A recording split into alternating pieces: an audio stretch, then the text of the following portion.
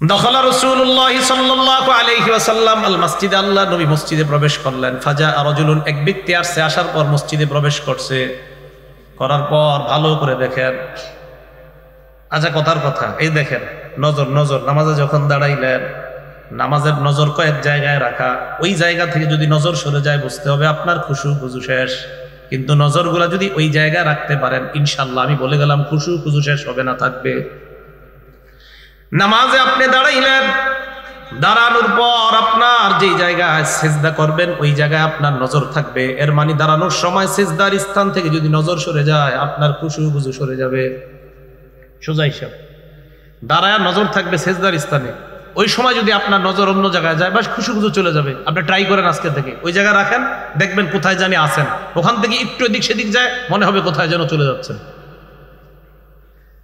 757 নম্বর হাদিসে আল্লাহ নবীর বর্ণনা, এক ব্যক্তি মসজিদে আসলেন, আসার পর নামাজ আদায় করলেন, নামাজ আদায় করলেন, করার পর ফাসাল্লামা আলা রাসূলিল্লাহ, আল্লাহ নবীর একটা সালাম দিছে, আসসালামু আলাইকুম।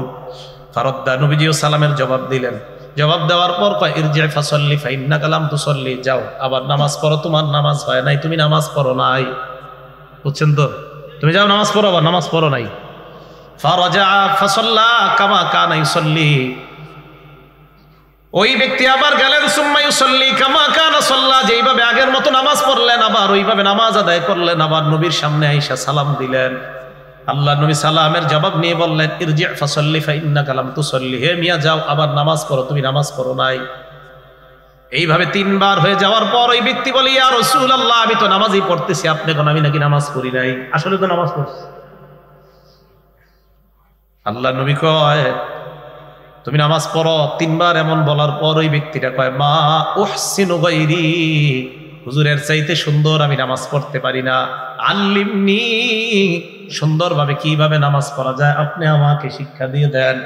আল্লাহ নবী বললেন তুমি যখন নামাজের মধ্যে দাঁড়াও, দাঁড়ানোর পর ফাকাব্বির, তুমি তাকবীর বলবা, তাকবীর বলার পর সুম্মা ক্রা মা তায়াসসারা মাআকা মিনাল কুরআন, কোরআনের যেই জায়গায় সহজ ওই জায়গা থেকে পড়বা। পড়ার পর সুম্মার কা, রুকু করবা, রুকুর মধ্যে এমন ভাবে থাকবা হাত্তা তাতমাইন্না রাকিআন, ধীরস্থির ভাবে রুকু করবা। ধীরস্থির ভাবে রুকু করার পর সুম্মার ফা, এরপর তুমি মাথা উঠাইবা, মাথা উঠানোর পর হাত্তা তাতাদিলা কাইমা, সোজা হয়ে দাঁড়াইবা। বক্তব্যের বাচ্চারা দেখবেন পরে রুকু থেকে সোজা হয়ে দাঁড়ানো, 2 সিজদার মাঝখানে সোজা হয়ে বসা। এরা মনে করে এটি বক্তব্য আছে, এটি হাদিসে আছে। আল্লাহ রাসূল বললেন হাত্তা তাতাদিলা কাইমা, তুমি এইভাবে দাঁড়াইবা। এর মানে আমাদের বক্তব্যের বাচ্চাগুলা 6-7 বছরেও তারা বুখারী শরীফের হাদিস পড়ে ফেলেছে। হ্যাঁ, আপনাদের শরম করে না? এই পিচ্চিরা পারে, আপনারা পারেন না? কষ্ট নিয়েন না। কেন কইতেছি জানেন? শিক্ষার আগ্রহ যাতে হয়, যে না শিখতে হবে আমার, আমি মুসলমান। আরে নামাজের ফরজ মুসলমান পারে না তো কে পারবে বলেন আমাকে? কোন কোন এলাকায় গিয়ে যদি আমি বলি কোরআন পড়েন, তো 2-1 কে পড়ি, আর বাকিরা যখন পড়ি আমার রাগ উঠা যায়, তো কোরআন কে পড়বে মুসলমান না পড়লে? হাত্তা তাতাদিলা কাইমান, দাঁড়াও, ধীরস্থির ভাবে দাঁড়াও। তো দাঁড়াইবা, সুম্মা সুজুদের পর সিজদা করবা, হাত্তা তাতমাইন্না সাজিদান, ধীরস্থির ভাবে সিজদা করবা। এরপর সিজদা থেকে মাথা উঠাইবা, মাথা উঠানোর পর হাত্তা তাতমাইন্না জালিসা, 2 সিজদার মাঝখানে সুন্দরভাবে বসবা। মুরব্বীরা কষ্ট নিয়েন না, অনেক মুরব্বীরা রুকু করে, রুকু করার পর সোজা হয়ে দাঁড়ায় না, কোনো মতে জুইকা থাকে, আর বুঝা ইমাম সাহেব কেন তাড়াতাড়ি সিজদায় যান না, রুকু দিয়া এমনি উঠে এমনি থাকে বাঁকা হয়ে। এমনি কিন্তু উনি সব, একটা হলো ওনার শরীর বাঁকা, এটা না জায়েজ না, এটা ওজর। একটা হলো ওনার শরীর বাঁকা না, উনি সুন্দরভাবে দাঁড়াইতে পারে, কিন্তু নামাজের সময় রুকু থেকে উঠে এমনি থাকে। মানে বুঝাই কি জানেন? হুজুর আপনি তাড়াতাড়ি সিজদায় যান না কেন?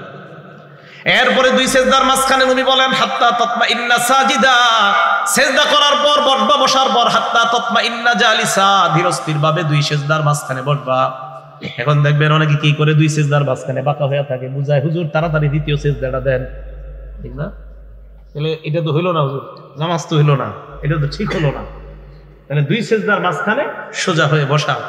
নবীজি বললেন এইভাবে তুমি এক রাকাতে এইভাবে শিক্ষা দেওয়ার পর বললেন ইফআল ফি সলাতিকা কুল্লিহা, এই যে তোমাকে আমি ধীরস্থিরতা শিক্ষা দিলাম, এই শিক্ষাটা পুরা সালাতের মধ্যে তুমি বাস্তবায়ন করবা।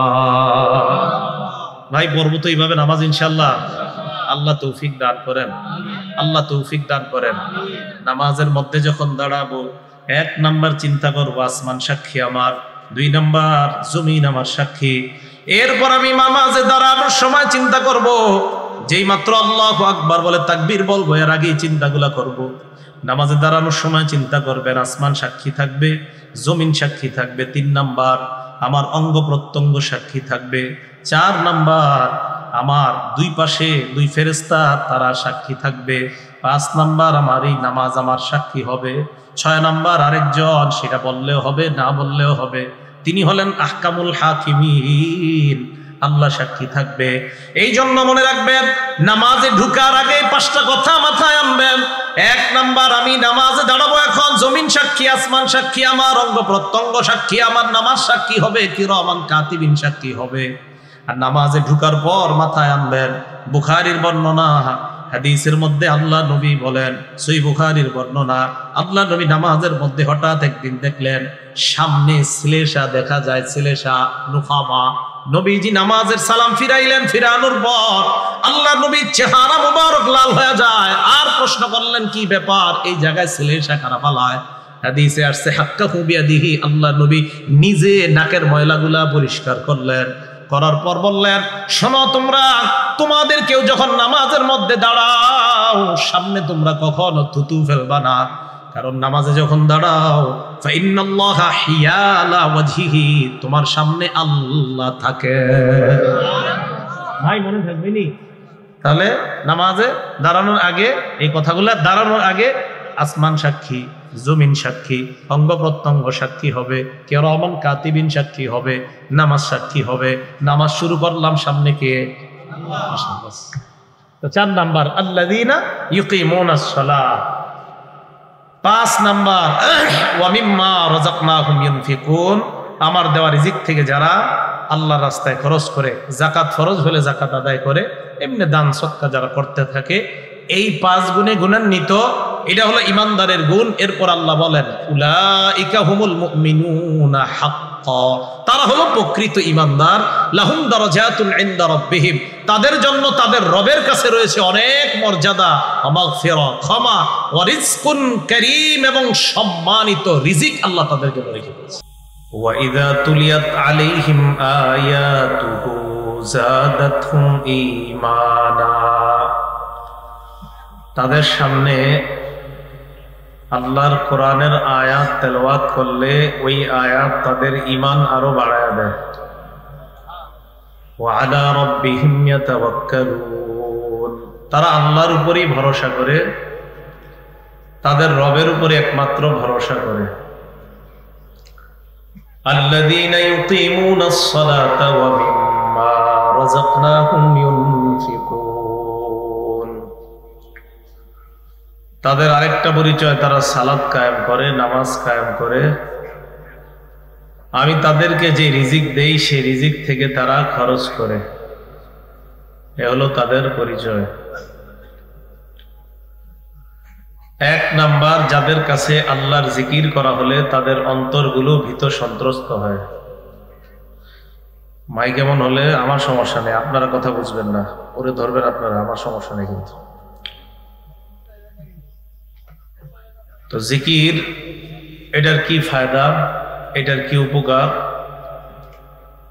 তিরমিজি শরীফের 3375 নম্বর হাদিসের বর্ণনা, 3375 নম্বর হাদিস। এই হাদিসের বর্ণনাকারী সাহাবার নাম আব্দুল্লাহ ইবনে বুসরিন রাদিয়াল্লাহু তাআলা আনহু। তিনি বলেন,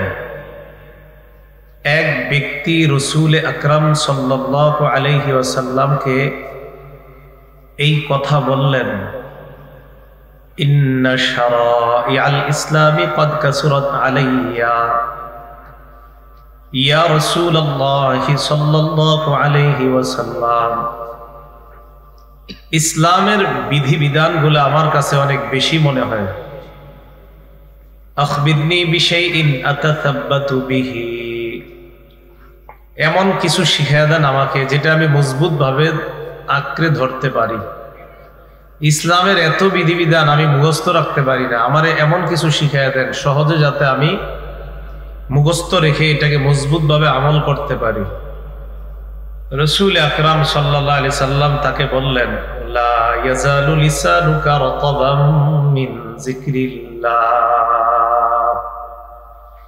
তোমার জিহ্বাটা যেন সর্বদা আল্লাহর জিকিরে সজীব থাকে, তাহলে তুমি লাভবান হয়ে যাবে। সহজে বলে দিলেন লোকটাকে আল্লাহর জিকির করা। ঈমানদারের এক নাম্বার পরিচয়, তাদের সামনে আল্লাহর জিকির করা হলে তাদের অন্তরগুলা ভীত সন্ত্রস্ত হয়। তিরমিজি শরীফের 3376 নম্বর হাদিসের বর্ণনা। এই হাদিসের বর্ণনাকারী আবু সাঈদ খুদরি রাদিয়াল্লাহু তাআলা আনহু, তিনি বলেন, আন্না রাসূলুল্লাহ সাল্লাল্লাহু আলাইহি ওয়াসাল্লাম সুইলা আইয়ুল ইবাদি আফযালু দারাজাতান ইনদাল্লাহি ইয়াউমাল কিয়ামাহ, নবীজিকে প্রশ্ন করা হলো, ইয়া রাসূলুল্লাহ, কিয়ামতের ময়দানে আল্লাহর কাছে সবচেয়ে মর্যাদাবান বান্দা কোন ব্যক্তি হবে, এটা আপনার কাছে জানতে চাই।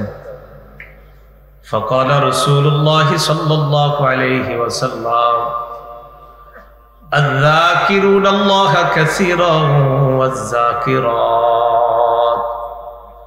যে সমস্ত নারী পুরুষ জিকিরকারী, নারী পুরুষ যারা জিকির করবে, অধিক পরিমাণ জিকিরকারী পুরুষ, অধিক পরিমাণ জিকিরকারী নারী যারা দুনিয়ার মধ্যে হবে, কিয়ামতের ময়দানে তারাই আল্লাহর কাছে সবচেয়ে মর্যাদাবান বান্দাবান্দি হয়ে যাবে। অধিক পরিমাণ আল্লাহর জিকির করা। তিরমিজি শরীফের 3377 নম্বর হাদিস, সিরিয়ালে 3টা হাদিস।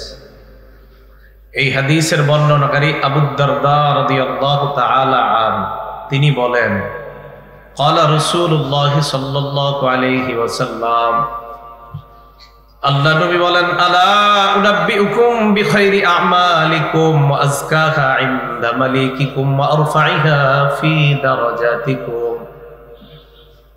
আল্লাহ নবী বললেন, আমি কি তোমাদেরকে এমন আমলের কথা বলবো না যে আমলটা সবচাইতে উত্তম আমল, যে আমলটা আল্লাহর কাছে অধিক পবিত্র, যে আমলটা তোমাদের মর্যাদা বাড়ায়।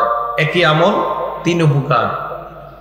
1 নাম্বার আমলটা শ্রেষ্ঠ, 2 নাম্বার আমলটা আল্লাহর কাছে অধিক পবিত্র, 3 নাম্বার আমলটা তোমাদের মর্যাদা বাড়ায় দেয়।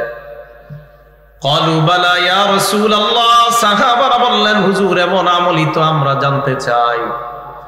আল্লাহ নবী বললেন, জিক্রুল্লাহ, আল্লাহর জিকির যে যত বেশি করবে, 1 নাম্বার এটা হলো শ্রেষ্ঠ আমল, 2 নাম্বার এই আমলটা আল্লাহর কাছে অধিক পবিত্র, 3 নাম্বার জিকিরের মাধ্যমে তোমাদের মর্যাদা, যত জিকির করবা তত বেশি তোমাদের মর্যাদা বেড়ে যায়। 1 আমলে 3 উপকার। এই হাদিসের শেষে মুআয ইবনে জাবাল রাদিয়াল্লাহু তাআলা আনহু, নবীর এক সাহাবা, ওনার একটা বক্তব্য এই হাদিসের শেষে, ওয়া ক্বালা মুআয ইবনে জাবাল রাদিয়াল্লাহু তাআলা আনহু ক্বাল, মা শাইউন আনজা বিন আযাবিল্লাহি মিন যিকরিল্লাহ, আল্লাহর আযাব থেকে আল্লাহর জিকিরের মতো রক্ষাকারী এমন কোন জিনিস আমার জানা মতে নাই। তিনি বুঝাইতে চায়, আল্লাহর আযাব থেকে সবচাইতে বেশি রক্ষা করে যে ইবাদত, সেটা হলো আল্লাহর জিকির। যে যত বেশি করবে, ওই বান্দাকে তত বেশি জিকির আল্লাহর আযাব থেকে দূরে সরায় দেয়। আল্লাহর জিকির করা তো ঈমানদারের 1 নাম্বার পরিচয়। ঈমানদারের সামনে আল্লাহর জিকির করলে তাদের অন্তর প্রকম্পিত হয়, ভীত সন্ত্রস্ত হয়।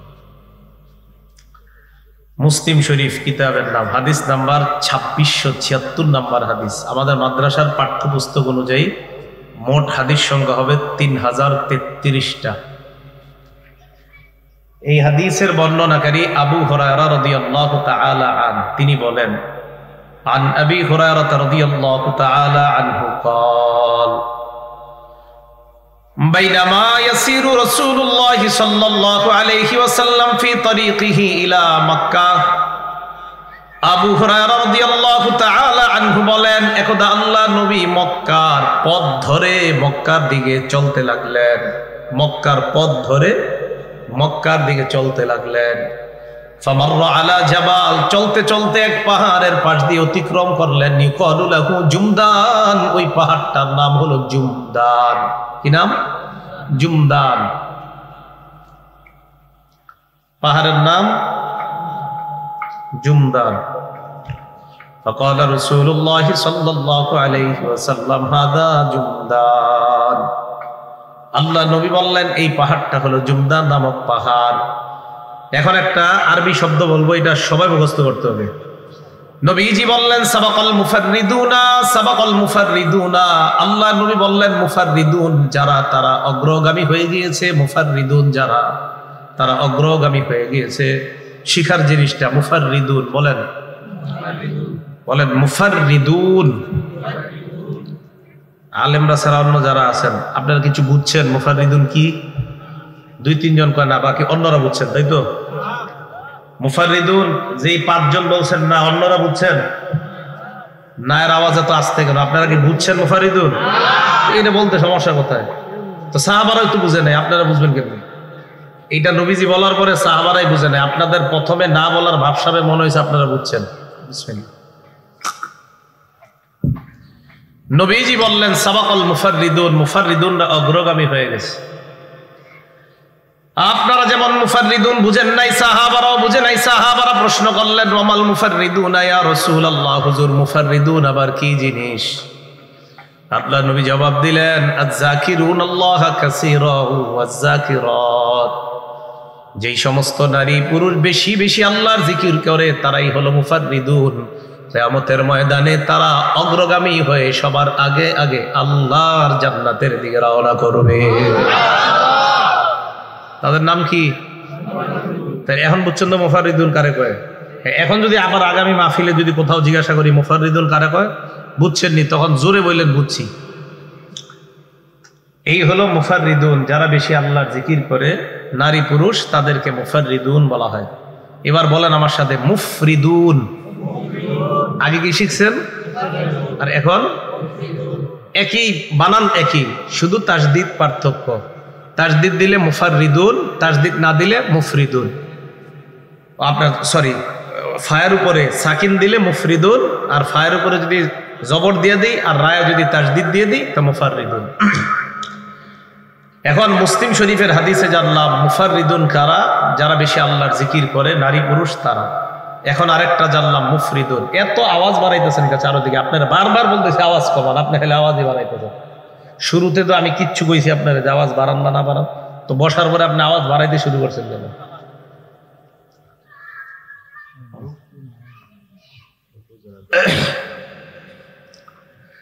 মুফরিদুন কাকে বলা হয়? আমাদের সমাজে একটা ঝামেলা, মাইক আওয়াজ হইলে সবাই মনে করে কি জানেন, না জানি ওই জায়গায় ফাটাই লাইতেছে। আসলে কেউ কিচ্ছু বুঝে না। ওই জায়গায় যে কি হইতেছে একটু বুঝতে থাকলে ফাটাইতেছে, কিন্তু কি ফাটাইতেছে এটাই বুঝে না। আমার আলোচনায় মনে রাখবেন মাইক অত দরকার নাই, 2-1টা মাইক দিবেন, কিছু শিখবেন। মানে শিখবেন বলতে নাউজুবিল্লাহ, আমি শিখানোর মতো যোগ্যতা নাই, মানে আমরা সবাই মিলে কিছু শিখবো। মুফরিদুন কাকে বলা হয়? আগে শিখলাম মুফাররিদুন, এখন শিখবো মুফরিদুন। তিরমিজি শরীফের 3596 নম্বর হাদিস থেকে আমরা মুফরিদুন শিখব। ক্বালা রাসূলুল্লাহ সাল্লাল্লাহু আলাইহি ওয়াসাল্লাম সাবাকাল মুফরিদুনা। আল্লাহ নবী বলেন মুফরিদুন যারা তারা অগ্রগামী হয়ে গিয়েছে, মুফরিদুন যারা তারা অগ্রগামী হয়ে গিয়েছে। এই মুফরিদুনের অর্থ হলো হালকা পাতলা মানুষ যারা তারা অগ্রগামী। সুবহানাল্লাহ। এর মানে এই জায়গায় আপনারা যারা হালকা পাতলা তারা অগ্রগামী, আর যারা মোটা তাদের অবস্থা খারাপ। হ্যাঁ, সাহাবারা প্রশ্ন করলেন ওয়ামাল মুফরিদুনা ইয়া রাসূলুল্লাহ, হালকা পাতলা মানুষ দ্বারা কি উদ্দেশ্য আপনার কাছে জানতে চাই। নবীজি বললেন আল মুস্তাহতারুনা বিযিকরিল্লাহ, যারা বেশি বেশি আল্লাহর জিকিরে ব্যস্ত থাকে তারা হলো হালকা পাতলা মানুষ। নবীজি ব্যাখ্যা করে বুঝায় দেয় ইয়াদউ যিকরু আনহুম আসকালাহুম, জিকির করতে করতে জিকির তাদের পাপের বোঝা সরিয়ে দিয়ে তাদেরকে পাপের থেকে হালকা বানায়া দেয়। আল্লাহ নবী বলেন এমন হালকা বানায় ফায়াতুনা ইয়াউমাল কিয়ামাতি খিফাফা, কিয়ামতের ময়দানে এই মানুষগুলা পাপের থেকে হালকা অবস্থায় আল্লাহর দরবারে উপস্থিত হবে। মনে থাকবে নি? তাহলে হালকা মানে শরীর চিকন এমন না, পাপ মুক্ত, পাপের বোঝা মুক্ত, এই হলো হালকা। তাহলে মুফাররিদুন যারা বেশি বেশি জিকির করে, আর মুফরিদুন যারা আল্লাহর জিকিরে রত থাকে, আর যারা জিকিরের কারণে তাদের পাপ মুক্ত হয়ে তাদের পাপের বোঝা হালকা হওয়ার কারণে তারা হালকা, কিয়ামতের ময়দানে পাপের বোঝা থেকে হালকা অবস্থায় তারা আল্লাহর কাছে উপস্থিত হবে। মনে থাকবে না ইনশাআল্লাহ? আবু দাউদ শরীফ 3667 নম্বর হাদিস। এই হাদিসের বর্ণনাকারী আনাস ইবনে মালিক রাদিয়াল্লাহু তাআলা নবীজি সাহাবা, তিনি বলেন ক্বালা রাসূলুল্লাহ সাল্লাল্লাহু আলাইহি ওয়াসাল্লাম, আল্লাহ নবী বলেন লা আন আকউদা মা কওমিন ইয়াযকুরুনাল্লাহ মিন সালাতিল ফজর ইলা আন তাতলুআ আশ-শামসু আহাব্বু ইলাইয়া মিম্মা তালাআত আলাইহি আশ-শামসু মিন আন উ'তিকা আরবাআতাম মিন বুলদি ইসমাঈল। আল্লাহ নবী বলেন ফজরের নামাজের পর কোন জিকিরকারী বান্দা যারা জিকির করতেছে তাদের সাথে বসে থাকা, ফজরের নামাজের পর থেকে সূর্য ওঠার আগ পর্যন্ত কোন জিকিরকারী মজলিসের মধ্যে বসে থাকা, ইসমাইলি বংশের 4টা গোলাম আজাদ করার চাইতে ওই জিকিরের মজলিসে বসে থাকা আমি নবীর কাছে অধিক প্রিয় হয়ে যায়। ওয়ালান আকউদা মা কওমিন ইয়াযকুরুনাল্লাহ মিন সালাতিল আসর ইলা আন তাগরুবা আশ-শামস আহাব্বু ইলাইয়া মিন আন উ'তিকা আরবাআ। আসরের নামাজের পর থেকে সূর্য ডুবার আগ পর্যন্ত কোন জিকিরকারী বান্দার সাথে যদি আমি বসে থাকি, আমি নবীর কাছে ইসমাইলি বংশের 4টা গোলাম আজাদ করার চাইতে এই জিকিরকারী মানুষগুলার সাথে বসে থাকা আমার কাছে অধিক প্রিয় হয়ে যায়। এখন আপনারা যেখানে বসা, এটা একটা জিকিরের মজলিস। বলেন কিসের মজলিস? জিকিরের মজলিস। সহিহ বুখারী হাদিস নাম্বার 6408 নম্বর হাদিস। ক্বালা রাসূলুল্লাহ সাল্লাল্লাহু আলাইহি ওয়াসাল্লাম, আল্লাহ নবী বলেন ইন্না লিল্লাহি মালাইকাতান ইয়াতুফুনা ফিত তুরুকি ইয়ালতামিসুনা আহলা যিকরি। আল্লাহর কিছু মনোনীত ফেরেশতা আছে, যেই ফেরেশতারা দুনিয়ার মধ্যে যত রাস্তা আছে এই রাস্তাগুলাতে হাঁটতে থাকে, তওয়াফ করতে থাকে, আর জিকিরকারী বান্দাদেরকে তারা তালাশ করতে থাকে। আপনাদের বাগদি এই এলাকার আশেপাশের যতগুলা ছোট ছোট রাস্তা, প্রত্যেকটা রাস্তার মধ্যে একদল ফেরেশতা হাঁটতেছিল। এই রাস্তার ফেরেশতারা এই রাস্তা দিয়ে চলার সময় এই মাঠের মধ্যে যখন একদল মানুষ আল্লাহর জিকিরের মধ্যে পেয়ে যায়, এই ফেরেশতারা অন্যান্য রাস্তার ফেরেশতাদেরকে বলে তানাদাউ হালুম্মু ইলা হাজাতিকুম। এই ফেরেশতারা যাদেরকে তালাশ করতেছ অন্যান্য রাস্তায় তালাশ করে লাভ নাই। বাগদি এলাকা একটা সরকারি প্রাথমিক বিদ্যালয় মাঠ আছে, ওই মাঠের মধ্যে আমরা একদল মানুষকে আল্লাহর জিকিরে রত অবস্থায় পেয়ে গিয়েছি। অন্যান্য রাস্তার ফেরেশতারা এই রাস্তার ফেরেশতাদের কাছে আসে, আসার পর সমস্ত ফেরেশতারা আমাকে আপনাকে আমাদের এই পুরা মজলিসটাকে বেষ্টন করে নেয়। ফায়াহুফুনাহুম বিআজনিহাতিহিম ইলাস সামাঈদ দুনিয়া। পুরা মজলিসটাকে ফেরেশতারা বেষ্টন করে একজনের কাঁধের উপর আরেকজন, এইভাবে ফেরেশতাদের গোল আকৃতির একটা সারি আল্লাহর আসমান পর্যন্ত পৌঁছে যায়। ফায়াসআলুহুম রাব্বুহুম ওয়া হুয়া আ'লামু বিহিম। আল্লাহ আমাদের ব্যাপারে জানেন, এরপরেও আল্লাহ প্রশ্ন করেন মাযা ইয়াকুলু ইবাদি, হে ফেরেশতারা আমার বান্দারা কি বলে? ফেরেশতারা জবাব দেয় ইউসাব্বিহুনাকা, তারা আপনার তাসবিহ পাঠ করে। আপনারা অনেকবার সুবহানাল্লাহ এই জায়গায় বলেছেন। ওয়া ইয়াহমাদুনাকা, তারা আপনার হামদ পাঠ করে। আপনারা অনেকবার আলহামদুলিল্লাহ বলেছেন। ওয়া ইউকাব্বিরুনাকা, তারা আপনার বরত্ব বর্ণনা করে, মানে আল্লাহু আকবার বলা। ওয়া ইউমাজ্জিদুনাকা, তারা আপনার সানা পাঠ করে। আল্লাহ বলেন হাল রাউনি, মানুষগুলা কি আমাকে দেখেছে? ফেরেশতারা বলে লা ইয়া রাব্বি, না মাবুদ, তারা আপনাকে দেখে নাই। আল্লাহ বলেন কাইফা লাউ রাউনি, আমাকে দেখলে আমার এই বাগদি স্কুল মাঠের মানুষগুলা কি করত? ফেরেশতারা জবাব দেয় আল্লাহ লাউ আন্নাহুম রাউকা, তারা যদি আপনাকে দেখতো কানু আশাদ্দা লাকা ইবাদা, তারা আরো বেশি বেশি আপনার ইবাদত করত। ওয়া আশাদ্দা লাকা তাহমিদান ওয়া তামজিদান ওয়া আকসার লাকা তাসবিহা, আরো বেশি বেশি আপনার হাম পাঠ করত, আপনার প্রশংসা করত, আপনার তাসবিহ পাঠ করত। এবার আল্লাহ ফেরেশতাদেরকে বলেন মাযা ইয়াসআলুনানি, তারা আমার কাছে কি চায়? ফেরেশতারা জবাব দেয় ইয়াসআলুনাকাল জান্নাহ, তারা আপনার কাছে জান্নাত চায়। আল্লাহ বলেন হাল রাআউহা, তারা জান্নাত দেখছে? ফেরেশতারা কয় না বাবু, তারা জান্নাত দেখে নাই। আল্লাহ বলেন কাইফা লাউ রাআউহা, জান্নাত যদি দেখতো তারা কি করত? ফেরেশতারা জবাব দেয় লাউ আন্নাহুম রাআউহা, যদি জান্নাত দেখতো কানু আশাদ্দা লাহা হিরসা, তাহলে এই জান্নাত পাওয়ার জন্য আরো লোভী হইতো তারা। ওয়া আশাদ্দা লাহা তালাবা, জান্নাত পাওয়ার আশায় আরো তারা চেষ্টা করত। ওয়া আযমা ফিহা রাগবা, জান্নাত পাওয়ার জন্য আরো বেশি আগ্রহী হয়ে যাইত। এবার আল্লাহ বলেন মিম্মা ইয়াতাআওয়াজুনা, তারা কিসের থেকে পানাহ চায়? ফেরেশতারা জবাব দেয় মিনান নার, তারা জাহান্নাম থেকে পানাহ চায়। আল্লাহ বলেন হাল রাআউহা, জাহান্নাম দেখছে? ফেরেশতারা জবাব দেয় না মাবুদ, জাহান্নাম দেখে নাই।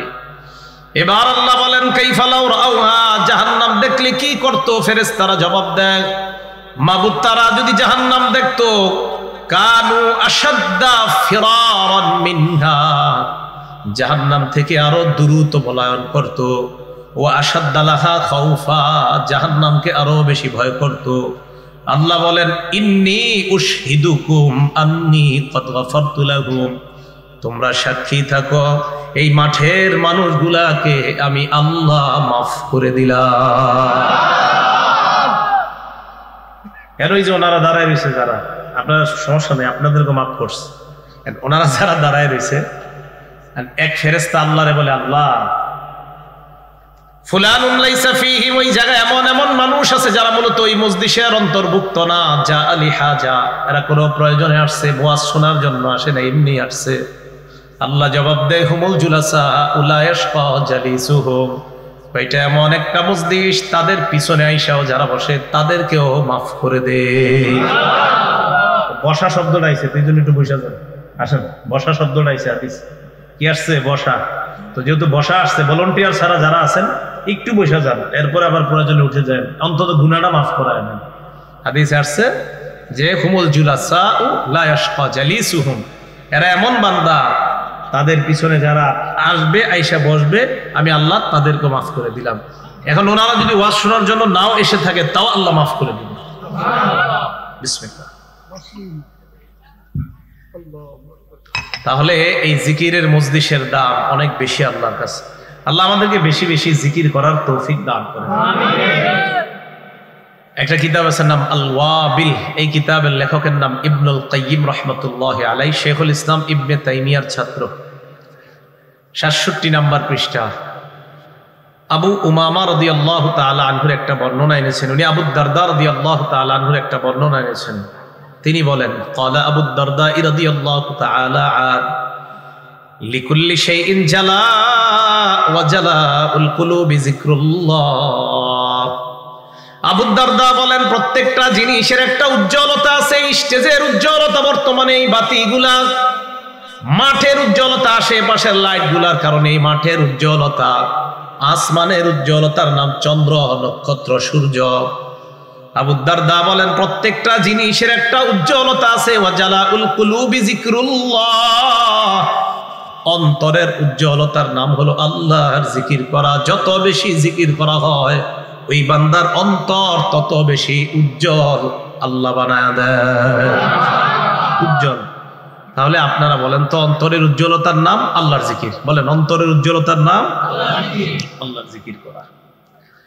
এই আল ওয়াবিল কিতাবের ৭১ নম্বর পৃষ্ঠা, এই বর্ণনাটা গেল ১৬৭। এখন যেটা বলবেন ৭১। ইবনে তাইমিয়া রাহমাতুল্লাহ আলাইহির বক্তব্য, তিনি বলেন আয-যিকরু লিল কলবি মিসলুল মাই লিস-সামাকি। উনি বলেন মাছের জন্য পানি যেমন অপরিহার্য, অন্তরের জন্য জিকির তেমন অপরিহার্য। ইবনে তাইমিয়া বলেন ফাকাইফা ইয়াকুনু হালুল সামাকি ইযা ফাকাদাল মা।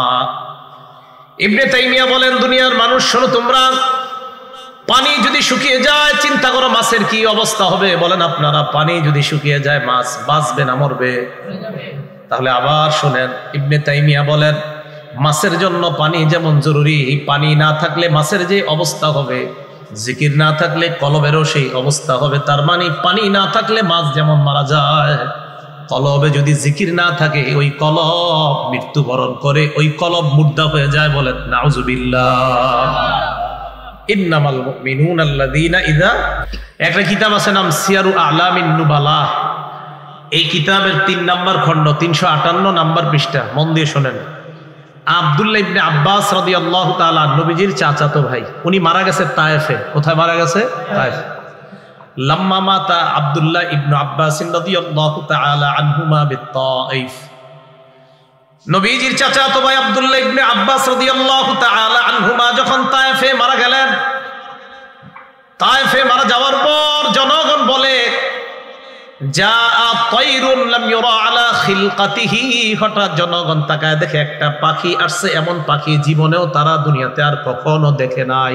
তা পাখি আসছে, আসার পর ফাদাখলা নাশা, নাশুন বলা হয় লাশ যেই খাটের মধ্যে রাখে এটাকে বলা হয় নাশুন। লাশের খাটিয়া, ওই খাটিয়ার মধ্যে ওই পাখিটা প্রবেশ করছে। করার পর জনগণ আব্দুল্লাহ ইবনে আব্বাসকে যখন কবর দেয়, দেওয়ার পর মাটি দিয়ে দেয়, লাম ইউরা খারিজাম মিনহু, ওই পাখিটাকে আর বের হতে দেখা যায় নাই। পাখি যে ঢুকছে আর বের হয় না, সবাই অপেক্ষা আছে কি এটা বের হয় না। জনগণ বলেন আব্দুল্লাহ ইবনে আব্বাসকে আমরা যখন কবর দিলাম, কবর দেওয়ার পর হঠাৎ কে যেন তেলাওয়াত করতেছে, ইয়া আইয়াতুহান নাফসুল মুতমাইন্না, হে প্রশান্ত হৃদয়ের অধিকারীর জিই ইলা রাব্বিকি রাদিয়াতাম মারদিয়া।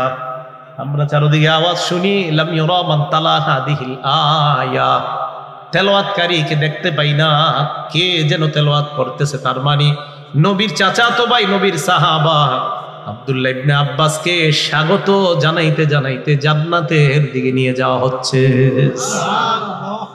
আমি আপনি এমন হয়ে যাই, আল্লাহ কবুল করেন। গুনাহ করেন না, ঠিক আছে না? ইনশাল্লাহ গুনাহ করেন না, গুনাহ করেন না, আল্লাহর রাস্তে গুনাহ করেন না। মোবাইল থেকে যত বেশি দূরে থাকবেন তত গুনাহ কম হবে। স্মার্টফোন চালায় না, জীবনটাই নষ্ট করে দিচ্ছে।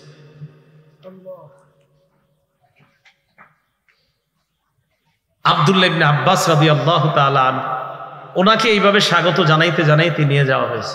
একটা কিতাব আছে নাম তারিখে দিমাশক, এই কিতাবের 100 নম্বর পৃষ্ঠা।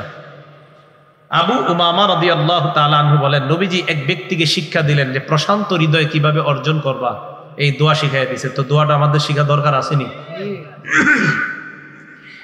আগে আরবিটা শিখেন, আরবিটা মনে না রাখলে বাংলাটা বাস বলেন। আল্লাহুম্মা ইন্নী আসআলুকা নাফসান বিকা মুতমাইন্না তুমিনু বিলিকাইক ওয়া তারদা বিকাযাইক ওয়া তাকনাউ বিআতাইক। বাংলাটা শুনেন, আল্লাহরে বলবেন কি, আল্লাহ আমি আপনার কাছে এমন নফস চাই, যেই নফস, যেই হৃদয়ে আপনার প্রতি প্রশান্ত থাকবে। এর মানে যেই হৃদয়ে আপনার জিকিরের মাধ্যমে প্রশান্ত হয়, এমন হৃদয় চাই আপনার কাছে। মাবুদ, যেই হৃদয়ের 3টা গুণ হবে। 1 নাম্বার তুমিনু বিলিকাইক, যেই হৃদয় আপনার সাক্ষাতে বিশ্বাসী হবে। 2 নাম্বার, যেই হৃদয় আপনার তারদা বিকাযাইক, আপনার ফয়সালা সন্তুষ্ট চিত্তে মেনে নিবে। 3 নাম্বার তাকনাউ বিআতাইক, যেই হৃদয় আপনি যা দান করেন, এই দান যা দিবেন আপনি আমার খাদ্য হিসাবে, এটাই স্বতঃস্ফূর্তভাবে অল্পে তুষ্টিতে সে সন্তুষ্ট থাকে, এমন একটা প্রশান্ত হৃদয় আপনি আমাকে দান করেন। তাহলে আল্লাহরে বলবেন, আল্লাহ আমারে প্রশান্ত হৃদয় দান করেন, যে হৃদয় আপনাকে বিশ্বাস করে, যে হৃদয় আপনার ফয়সালা মেনে নেয়, যে হৃদয় আপনি যা দেন ওটার প্রতি সন্তুষ্ট থাকে, এমন একটা নফস আমাকে দান করেন। আল্লাহ আমাদের সকলকে প্রশান্ত হৃদয়ের অধিকারী হওয়ার তৌফিক দান করেন। এই হলো 1 নাম্বার। কি 1 নাম্বার? ইন্নামাল মুমিনুনা আল্লাযীনা ইযা যুকিরাল্লাহ, মুমিন তারা যাদের সামনে আল্লাহর জিকির করা হলে তাদের অন্তর ভীত সন্ত্রস্ত হয়। তাহলে জিকির করব তো ইনশাআল্লাহ, আল্লাহ তৌফিক দান করেন। 2 নাম্বার, ওয়াইযা তুলিয়াত আলাইহিম আয়াতুহু যাদাতহুম ঈমানা, তাদের সামনে আল্লাহর আয়াত তেলাওয়াত যখন করা হয়, যাদাতহুম ঈমানা, তাদের ঈমান আরো বেড়ে যায়, ওই আয়াত তাদের ঈমান আরো বৃদ্ধি করে দেয়। 21 নম্বর পারার শুরু পৃষ্ঠা আল্লাহ পাক রব্বুল আলামিন বলেন, আউযু বিল্লাহি মিনাশ শাইতানির রাজীম, উতলু মা উহিয়া ইলাইকা মিনাল কিতাবি ওয়া আকিমিস সালাহ। উতলু, আপনি তেলাওয়াত করেন। নবীজিকে হুকুম করতেছে উতলু, আপনি তেলাওয়াত করেন। নবীরে আল্লাহ বলতেছে তেলাওয়াত করতে। বলেন আমরা যারা আছি আমাদের তেলাওয়াত করা দরকার আছে না নাই? তিরমিজি শরীফের বর্ণনা 2909 নম্বর হাদিসে আল্লাহ নবী বলেন, খায়রুকুম মান তাআল্লামাল কুরআনা ওয়া আল্লামা, তোমাদের মধ্যে সর্বোত্তম ওই ব্যক্তি যে কোরআন শিখে অন্যকে শিখায়। সর্বোত্তম ব্যক্তি যে কোরআন শিখে অন্যকে শিখায়। তাহলে মসজিদের ইমাম সাহেব সকালবেলা যে বক্তব্যের মধ্যে ছাত্রদেরকে শিক্ষা দিচ্ছে, ওনার দাম কম না অনেক বেশি? না, আওয়াজে মনে হচ্ছে কম, কারণ খয়রু বলছে তোমাদের মধ্যে সর্বোত্তম। তাহলে বেশি কি কম না অনেক বেশি? তাহলে তাদের সম্মান করা দরকার আছে না? আল্লাহ উলামায়ে কেরামের বেশি বেশি সম্মান করার তৌফিক দান করেন। তিরমিজি শরীফের 2910 নম্বর হাদিসের বর্ণনা, ক্বালা রাসূলুল্লাহ সাল্লাল্লাহু আলাইহি ওয়াসাল্লাম, মান ক্বারা হারফাম মিন কিতাবিল্লাহ ফালাহু বিহি হাসানা ওয়াল হাসানাতু বিআশরি আমসালিহা। কোরআনের একটা অক্ষর কোন মুসলমান যদি পাঠ করে, সাথে সাথে তার আমলনামায় 10টা নেকি লিপিবদ্ধ করা হয়। পড়েন আমার সাথে সবাই, আলিফ লাম মিম পড়েন। নবীজি বলেন, এই যে আলিফ লাম মিম পড়লা, লা আকুলু আলিফ লাম মিম হারফুন, আলিফ লাম মিম পুরাটা মিলে একটা অক্ষর এমন না, ওয়ালাকিন আলিফুন হরফুন, আলিফ একটা অক্ষর, লামুন হরফুন, লাম একটা অক্ষর, মিমুন হরফুন, মিম একটা অক্ষর। আলিফ লাম মিম যারা আমরা পড়লাম, আল্লাহ নবী বলেন তোমাদের প্রত্যেকের আমল নামায় আল্লাহ 30টা সওয়াব লিপিবদ্ধ করে দেয়। তাহলে 2 নাম্বার, ইমানদারের পরিচয় কোরআন পড়বে, কোরআন তেলাওয়াত তাদের সামনে করা হয়, নিজেরা কোরআন তেলাওয়াত করবে, অন্যের কোরআন তেলাওয়াত শুনবে, কোরআন তেলাওয়াত যেন বাচ্চারা করতে পারে, কোরআন তেলাওয়াত শিক্ষা দিবে। আল্লাহ তৌফিক দান করেন। 3 নাম্বার, ওয়া আলা রাব্বিহিম ইয়াতাওয়াক্কালুন, যারা তাদের রবের উপর ভরসা করে, যারা তাদের রবের উপর কি করে? ভরসা। আল্লাহ বলেন, ওয়া মান ইয়াতাওয়াক্কাল আলাল্লাহি ফাহুয়া হাসবু, যারা আল্লাহর উপর ভরসা করে আল্লাহ তাদের জন্য যথেষ্ট হয়ে যায়।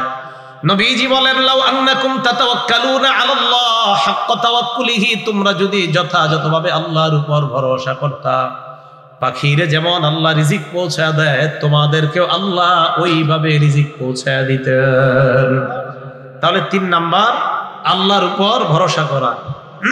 4 নাম্বার, আল্লাযীনা ইউকিমুনাস সালাহ, যারা নামাজ আদায় করে। বলেন কি আদায় করে?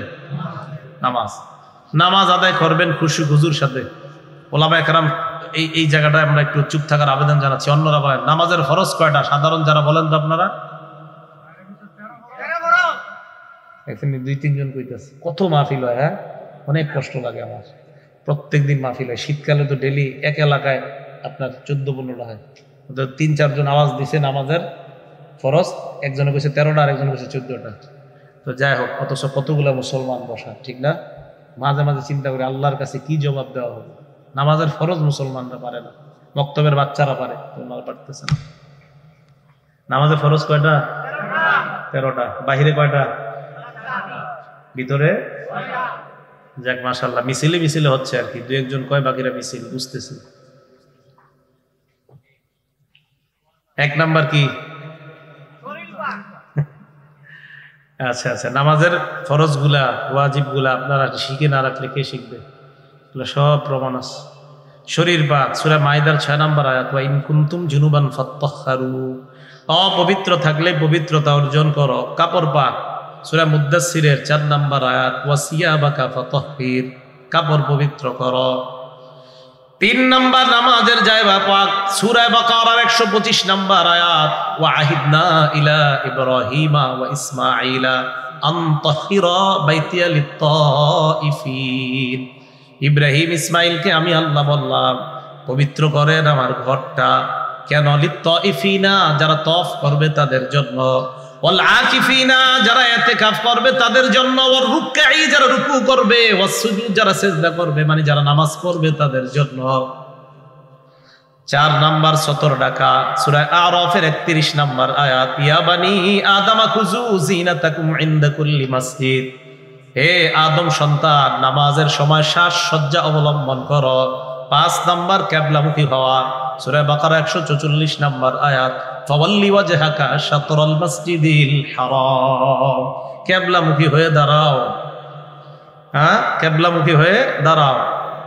ওয়াক্ত মতো নামাজ পড়া সূরা নিসার 103 নাম্বার আয়াত, ইন্নাস সালাতা কানাত আলাল মুমিনিনা কিতাবাম মাওকুতা, নামাজ ইমানদারদের উপর সময় মতো ফরজ। 7 নাম্বার নিয়ত করা, বুখারীর 1 নম্বর বর্ণনা, ইন্নামাল আমালু বিন্নিয়াত, আমলের প্রতিদান নির্ভর করে নিয়তের উপর। এরা মনে করে কি জানেননি, মাদ্রাসায় যে ছাত্ররা বক্তব্য পড়ে না, এগুলা তো বক্তব্যের পড়া, এগুলা কি হাদিসের পড়া, এগুলা কি কোরআনের পড়া? তাহলে আমি কি কইলাম প্রত্যেকটা, আমি বুঝাই কেন কইছি জানেন, এগুলা বুঝাইতে চাইলাম কোরআনে আছে, এরপরও আপনারা পারতেছেন না। এটা বক্তব্যের পড়া না, এটা সবার পড়া।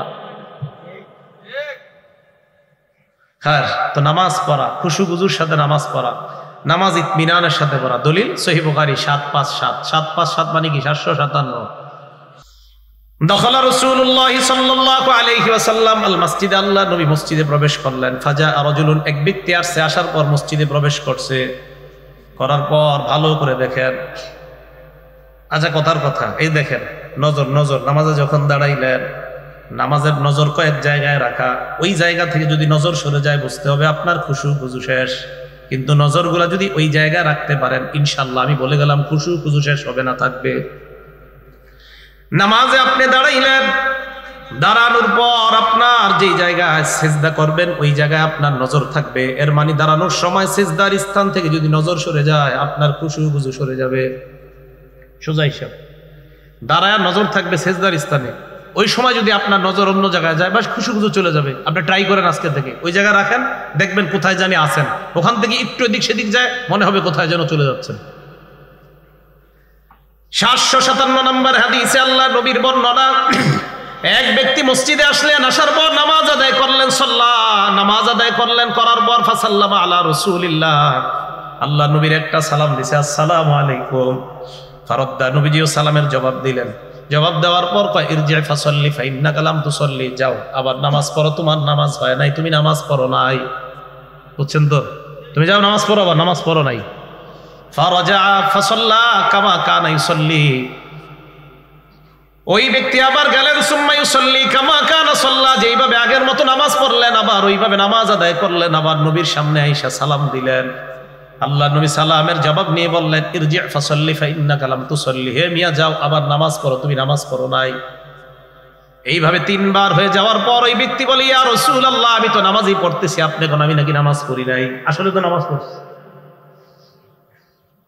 আল্লাহ নবী কয় তুমি নামাজ পড়ো। 3 বার এমন বলার পর ওই ব্যক্তিটা কয় মা উহসিনু গায়রি, হুজুরের চাইতে সুন্দর আমি নামাজ পড়তে পারি না, আল্লিমনি, সুন্দরভাবে কিভাবে নামাজ পড়া যায় আপনি আমাকে শিক্ষা দিয়ে দেন। আল্লাহ নবী বললেন তুমি যখন নামাজের মধ্যে দাঁড়াও, দাঁড়ানোর পর ফাকাব্বির, তুমি তাকবীর বলবা, তাকবীর বলার পর সুম্মা ক্রা মা তায়াসসারা মাআকা মিনাল কুরআন, কোরআনের যেই জায়গায় সহজ ওই জায়গা থেকে পড়বা। পড়ার পর সুম্মার কা, রুকু করবা, রুকুর মধ্যে এমন ভাবে থাকবা হাত্তা তাতমাইন্না রাকিআন, ধীরস্থির ভাবে রুকু করবা। ধীরস্থির ভাবে রুকু করার পর সুম্মার ফা, এরপর তুমি মাথা উঠাইবা, মাথা উঠানোর পর হাত্তা তাতাদিলা কাইমা, সোজা হয়ে দাঁড়াইবা। বক্তব্যের বাচ্চারা দেখবেন পরে রুকু থেকে সোজা হয়ে দাঁড়ানো, 2 সিজদার মাঝখানে সোজা হয়ে বসা। এরা মনে করে এটি বক্তব্য আছে, এটি হাদিসে আছে। আল্লাহ রাসূল বললেন হাত্তা তাতাদিলা কাইমা, তুমি এইভাবে দাঁড়াইবা। এর মানে আমাদের বক্তব্যের বাচ্চাগুলা 6-7 বছরেও তারা বুখারী শরীফের হাদিস পড়ে ফেলে। হ্যাঁ, আপনাদের শরম করে না? এই পিচ্চিরা পারে, আপনারা পারেন না? কষ্ট নিয়েন না। কেন কইতেছি জানেন? শিক্ষার আগ্রহ যাতে হয়, যে না শিখতে হবে আমার, আমি মুসলমান। আরে নামাজের ফরজ মুসলমান পারে না তো কে পারবে বলেন আমাকে?